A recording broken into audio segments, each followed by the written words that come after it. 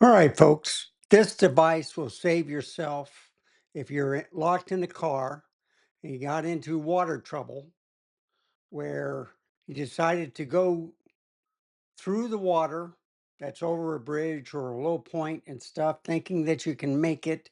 And all of a sudden, you're swept away by the fast flowing waters. All it takes is 6 inches to hydroplane.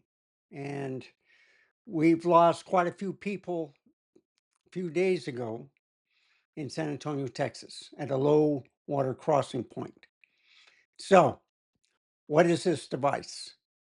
This device will cut your seatbelt strap and it will break open a window with the pointing part so you can escape the car. Okay? Usually, with the electronics in cars, you can't roll down the window. You know, if there's water mixed in with it and stuff like that. If that happens, and if you can't remove your seatbelt, you cut it and then you break that darn window, okay?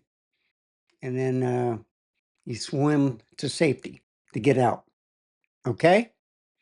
This is a lifesaver. It's for you and other people that are with you, okay? Just stay calm. It will work. And just try to be safe. Best, don't drive in it. Go to a restaurant, eat, wait it out, and then go home when it's safe.